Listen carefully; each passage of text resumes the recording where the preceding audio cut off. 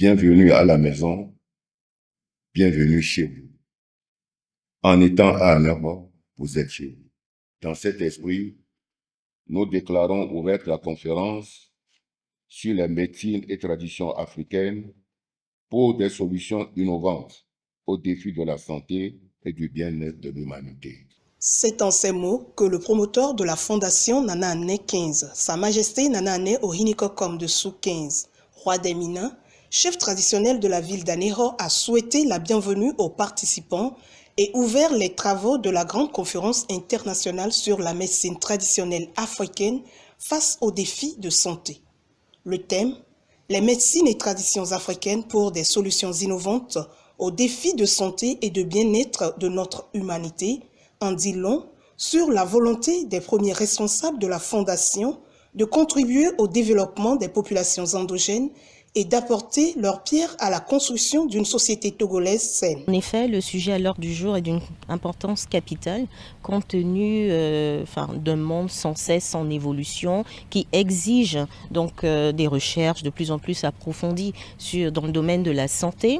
La Fondation Nana Ané 15 a pris l'initiative donc de réunir les professionnels de la santé, médecins, chercheurs, professeurs d'université, également des invités pour venir donc s'entretenir du sujet relatif à la modernité, disons, de la médecine, mais également à la médecine traditionnelle.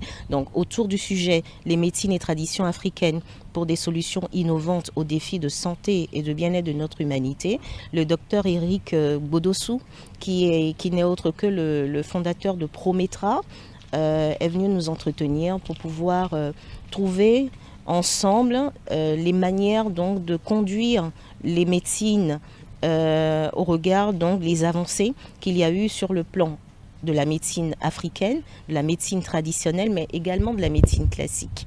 La pertinence du sujet de la conférence a conduit au choix d'un conférencier pas des moindres, le docteur Eric Vidjin Ani Bodossou. Médecin-chercheur, promoteur de médecine traditionnelle, il a nourri l'assistance d'informations sur les progrès de la médecine traditionnelle africaine.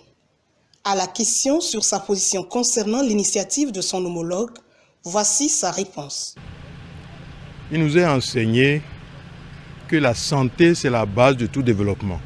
Alors, si nous acceptons comme réalité que cette santé est la base de tout développement et que notre santé est encore exclusivement dans des mains exogènes, vous comprenez que notre santé, ce n'est pas encore pour demain.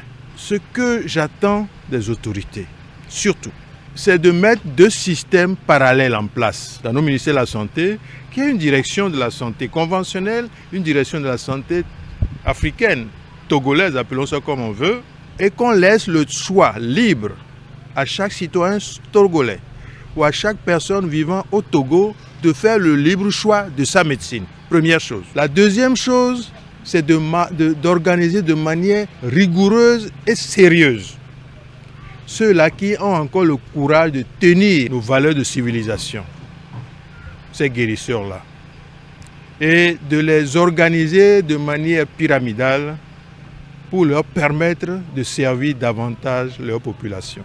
La troisième recommandation, c'est que l'intelligentsia togolaise comprenne qu'on ne développe pas, on se développe. Le développement doit être un processus endogène. La conférence a permis aux participants de comprendre le fonctionnement, le bien fondé de la médecine traditionnelle africaine et l'urgence du rapprochement de ces praticiens les uns des autres grâce au choix des participants, des débats et de l'ambiance durant celle-ci.